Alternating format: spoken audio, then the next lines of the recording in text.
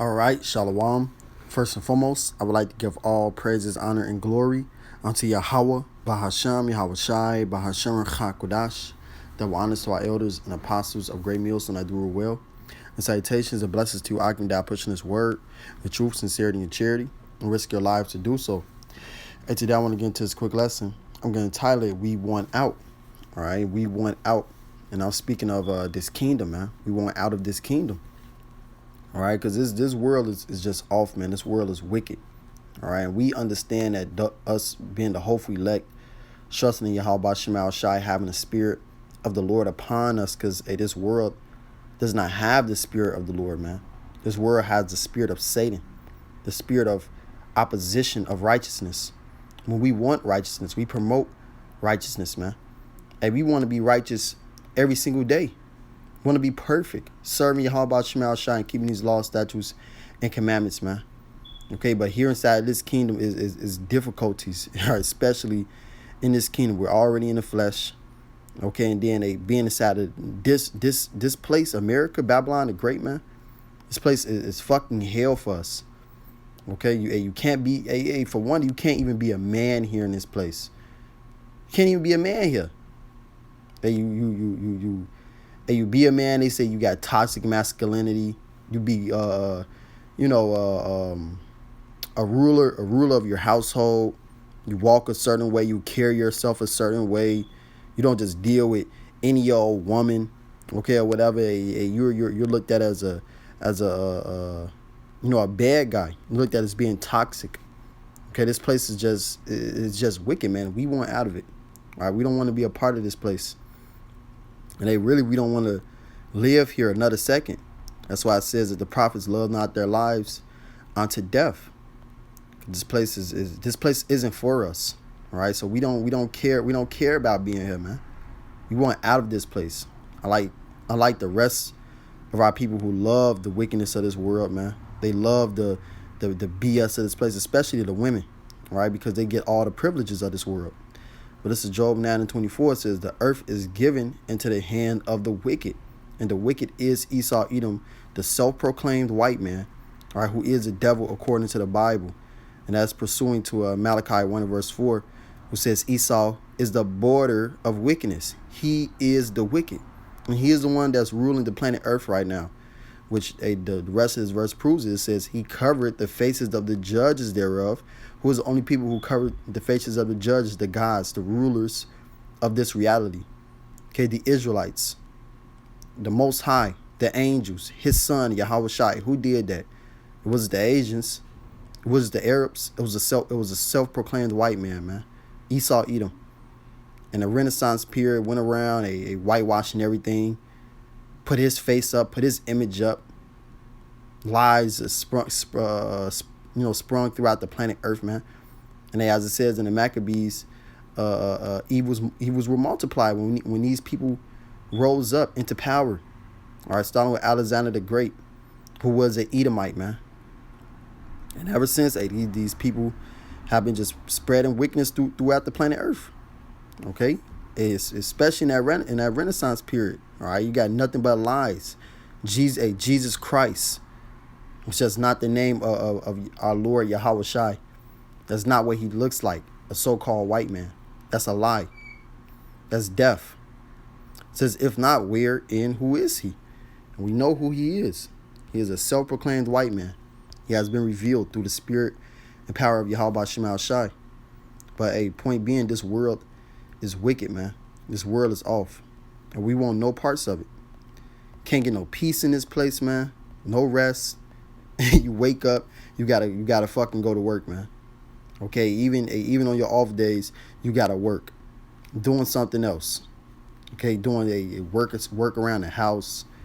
Okay, if you're dwelling with a wicked woman, you gotta fight. You gotta fight with that shit. You gotta argue. A man don't want to have to argue, man. Okay, a man wants peace. The Most High wants to see a man at peace. All right, that's actually some that the Lord loves to see. Let me get this. This is Sirach 25:1. Says, in three things I was beautified and stood up beautiful both before Yahweh and men. So this is something that's beautiful before the Lord Yahweh Ba'Shem Havashai, the creator of this reality, God, man, who this word ignorantly calls God, and men as well. It says a unity of brethren, the love of neighbors, a man and a wife that agree together, not arguing, not always coming up against each other, not having problems, man. Okay, but understanding one another and agreeing on one accord. That's what the Lord wants to see. But in this world, a toxic relationships is promoted. These are the things that people love and uphold, man. This place is just fucking wicked. This place is off. And hey, as the title says, we want out. We don't want no parts of this shit, man, whatsoever. That's why it says that our lives are here with it's like our lives are here with Hamashiach. Okay? We dead to this place, man. Right? We just getting by, serving Yahweh Shemal Shai. That's it. We ain't trying to make it in this place. We ain't trying to get famous in this place. We ain't trying to live it up, have a good old fucking time, man. We don't care about that shit. All right, only thing we care about is doing the work of the Lord so our rewards can be in the heavens and so the Lord can see our sacrifice and, Lord willing, He have mercy upon us, man. This is Micah 2:10. It says, arise ye and depart, for this is not your rest. So this place is not our rest, man. You will never find rest in this place. Okay, you'll never find tranquility in this place. No matter what you do, it don't matter if you're rich, you famous, you always gonna fucking suffer, man. Especially for you Israelites, you so-called Negroes, Hispanics, and Native Americans, because this is your hell. Okay? Always remember that this is your hell, man. This is not a place where you're supposed to be seeking peace, seeking a good time. You're never gonna find that. Okay? It's like a dog running, chasing his fucking tail, man. You ain't gonna never catch that motherfucker. Okay? You're never gonna get rest. You're never gonna get peace. It says, because it is polluted, it shall destroy you, even with a sore destruction. So you're gonna fall into destruction trying to make it in this place, trying to get a rest in this place. This place is not for us. It's not for you, so-called Negroes, Hispanics, and Native Americans. This is our curse. This is Deuteronomy 28, which this from verse 15 on down. Which I'm gonna just read verse 15. 15 on down goes into our curses if we do not hearken and serve Yahweh Shemal Shai, which we all know that the Israelites failed that horribly, man. Okay, which are us so-called Negroes, Hispanics, and Native American Indians today, and you speckled birds that may look like the other nations, but your seed line goes back to either a so-called Negro, Hispanic, or a Native American, which will make you an Israelite by blood. All right, Blake Griffin is a prime example for that. Look at his father and look at him and look at his son. Hey, his son looks like a straight up white boy, but he's an Israelite, and he's gonna go through the curses. So this is Deuteronomy 28 and 15. It says, but it shall come to pass, if thou wilt not hearken unto the voice of Yahweh thy power, to observe to do all his commandments and his statutes which I command thee this day, that all these curses shall come upon thee and overtake thee. So these curses came upon us and it overtook us. And this is one of the primary curses that we go through on a day-to-day basis. This is Deuteronomy 28 and 65. It says, and among these nations shalt thou find no ease, which we were scattered among all nations, all across the planet Earth. Okay, primarily here in the Americas, Babylon the Great. It says, it says, and among these nations shalt thou find no ease. We're not going to find any rest upon these people. We're cursed. You're not going to find no rest. You're not going to have a good time, man. This place is always going to be your hell, which is why we seek a world wherein dwelleth righteousness. That's what we're seeking in. That's what we're seeking for, which is why we're putting in this work. We're putting our flesh to the side, man, to the best of our ability. We find these demonic evil thoughts. Okay, no matter what we got to do, we got to fast. We got to dopamine fast. You got to put the pleasures to the side, man. Okay? People may look at you weird. People may, whatever it is, man. You got to do what you got to do to serve the Lord. Because nobody else understands what you're going through. Okay? besides the prophets, besides the righteous, besides the men that's warring right alongside you. So you got to do what you got to do, man. It says, neither shall the sole of thy foot have rest. Neither shall the sole of thy foot have rest. And that's heavy. Because you're never going to find rest in this place. You're never going to find peace in this place. You're always going to be up. You're always going to be up working, doing something, dealing with a task, dealing with another problem that arises. And this place is your hell. It says, but Yahweh shall give thee there a trembling heart, and a falling of eyes, and a sorrow of mind. Right? You're gonna sometimes you're gonna feel down. You're gonna be in a depressed state, which is why a lot of our people are really depressed. They really down, man. Okay, because they're going through a lot of hell. They're going through a lot of sufferings, which is why they gotta go to substance, drugs, alcohols.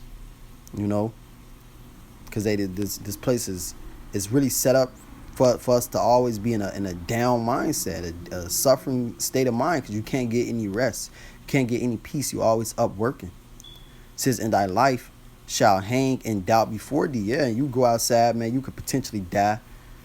Okay, niggas ask you what gang you is. Niggas want to rob you. Niggas want to put you to death.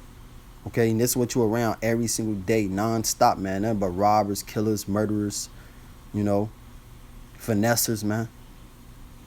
Life is always hanging in doubt. It says, and thou shalt fear day and night, and shall have no assurance of thy life. So you don't know if you're gonna live the next day. You know, you don't know if you're gonna wake up, go outside, man, get into a car accident because fucking people driving crazy. You don't know if somebody is gonna mistake you for another person today. That could be the end of your life right there, man. It's so many scenarios. You can die inside this world. You know, thinking that you're okay in your own little neighborhood, man, around your house. Think you cool around your people? No, okay. Which is why we don't want to be a part of this place, man. We ain't trying to make it in this place. It don't matter what you do. Your ass is always gonna be under these curses. You're always gonna suffer those things. Look at how many rappers done died. Rich famous people done got shot up, man. Fucking 50 Cent, the nigga shot 9 times, man. He done lost his life. That shit fucked him up. XXX Tentacion, he got shot, man, put to death. P&B Rock just recently put to death. List goes on and on, man. It don't matter what you do. It don't matter who you are. You can potentially die here in this world, and that's not something that we want. Let me see. No, 2 Peter's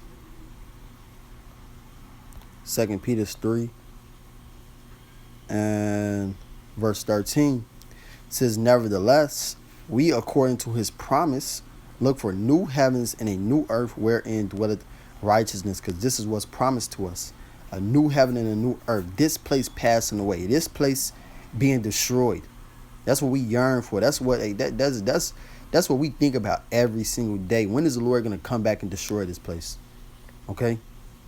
When is the Lord going to cause all hell to break loose, to throw down the pride of these people? Okay? The love of this world. When is this going to happen? This is our mindset, man. We're not trying to make it in this place.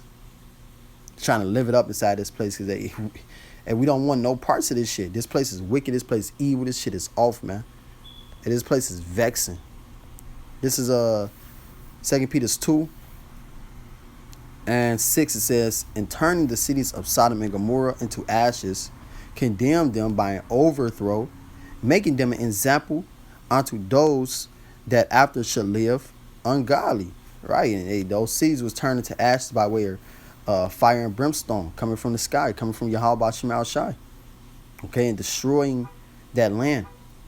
Destroying that entire landmass, man. That place over there is just gone.